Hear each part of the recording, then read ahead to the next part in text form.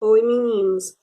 Nessa aula de hoje, do dia 22, a gente vai fazendo aqui a correção da atividade que eu enviei pelo Google Docs. São algumas questões sobre funções da linguagem e aí nós vamos corrigir agora. Foi baseado na página 71 e 76. Então vamos aí, né? A primeira questão perguntava quais os elementos essenciais para o processo de comunicação.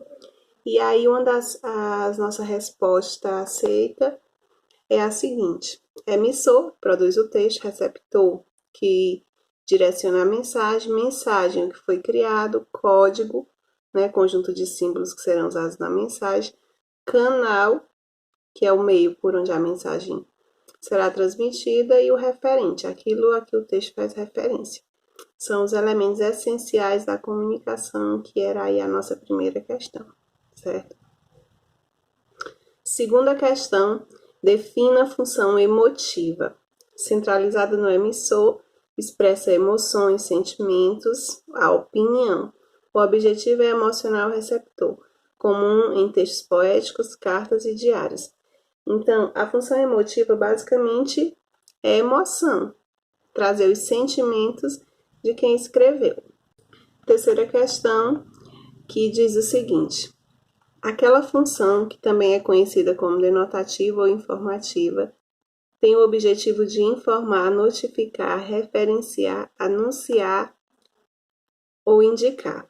Essa função é utilizada cotidianamente, o que faz dela a função mais comum entre as 6 funções da linguagem. Qual é essa função? A resposta aí, função referencial. É aquela muito das notícias, das informações, muito com a linguagem real e direta, certo? Quarta questão, defina a função conativa, centralizada no receptor, busca convencê-lo, influenciá-lo, comum em manuais, livros de autoajuda, entre outros, viu? Então, é aquela que vem para te convencer, para tentar convencer ou influenciar você a fazer determinada coisa ou ter determinada ação. Questão 5. Função que caracteriza-se pela subjetividade, pela mensagem que tem como objetivo emocionar. Que função é essa? Função emotiva. Aquela que vem basicamente para emocionar. Questão 6. Defina a função fática, para você colocar aí a definição. Tem como característica principal a interação entre emissor e receptor. Sua finalidade é manter ou não comunicação. Tem como exemplos cumprimentos, telefonemas, saudações, entre outros. Você vê o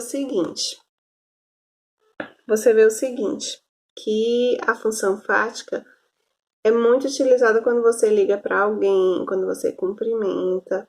Vem aí para que aconteça essa interação entre o emissor e entre o receptor, ou seja, quem emite, quem diz e quem recebe a mensagem. Sétima questão, que diz o seguinte: é uma função que está presente nos dicionários cujos verbetes explicam a própria palavra.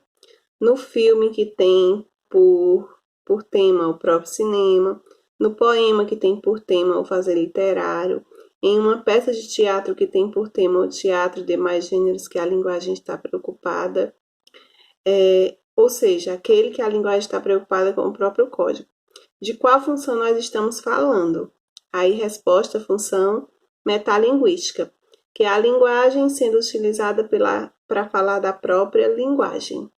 Pessoal, então essa é a correção daquela nossa atividade que eu enviei semana passada, que eu enviei há alguns dias, viu? E logo após vocês assistirem esse vídeo de correção, que vocês também vão conferindo aí as respostas de vocês, confiram, por favor.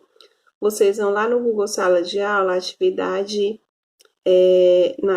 que eu mandar, vocês vão lá e marcar como concluída após assistir o vídeo, fazer a correção da atividade que vocês mandaram, tá bom? Quero dizer que estou com saudade de vocês. Logo, logo, se Deus quiser, nos veremos. Se cuidem, fiquem bem e até mais. Um abraço e nos encontraremos em breve, se Deus quiser.